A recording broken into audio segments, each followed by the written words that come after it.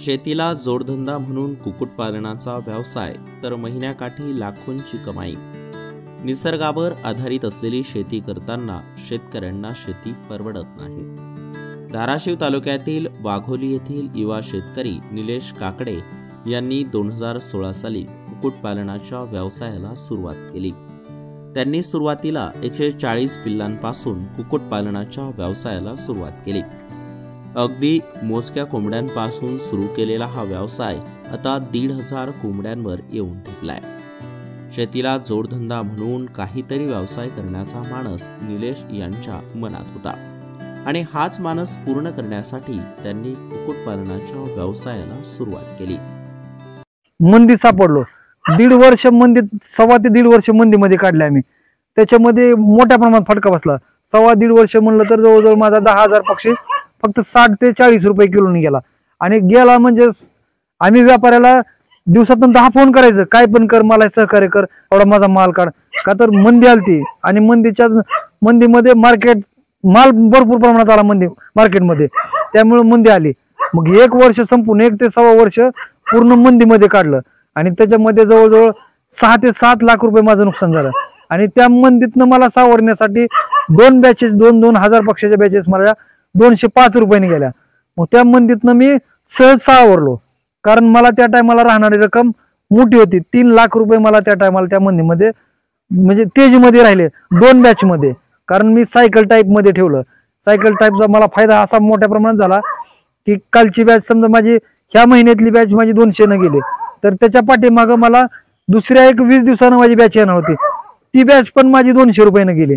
म्हणजे त्या बॅच मध्ये मला जवळजवळ दोन्ही बॅचला 1,95,000 असे मला रुपये राहिले।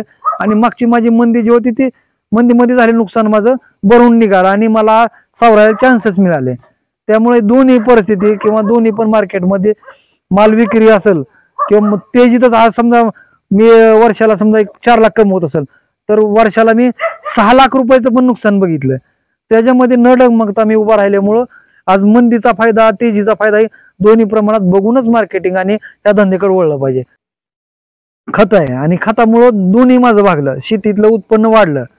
आज ऊस समजा 40 टन निघतो तर खतामुळे ऊसामध्ये 15-20 टनाची वाढ झाली, 60-70 टन किंवा 60-70 पेक्षा 10-20 टन वाढ झाली। तर हे वळताना मला थोडं सोपं गेलं। आणि आज रोजी मी आज जर बघितलं माझं वार्षिक उलाढाल म्हणलं तर मार्केट जर योग्य असेल, समजा मार्केट आज माझं 180 नाही, तर ह्या मार्केटच्या हिशोबावर जर विषय केला मी तर माझी 20 ते 22 लाख रुपये वार्षिक उलाढाल होते। निलेश यांच्याकडे वडिलोपार्जित 8.5 एकर जमीन आहे।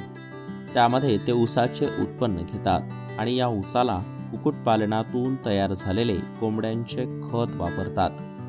निलेश यांच्या पोल्ट्री फार्ममधील कोंबड्या महाराष्ट्र व महाराष्ट्राबाहेर विक्रीसाठी पाठवल्या जातात। सध्या कोंबड्यांना जागेवरच 180 रुपये किलोचा दर मिळतोय। त्यामुळे निलेश यांना महिन्याकाठी 1.5 लाख रुपयांचे उत्पन्न होते। शेतीसोबत जोडधंदा म्हणून सुरू केलेल्या व्यवसायाने त्यांना चांगलीच भरभराटी मिळवून दिली आहे।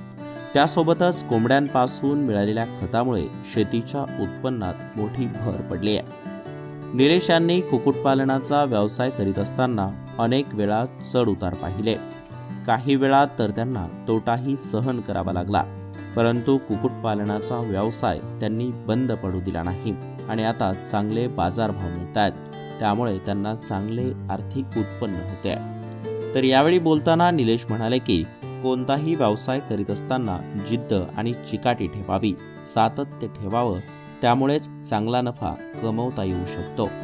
उदय साबळे, न्यूज 18 मराठी, धाराशिव।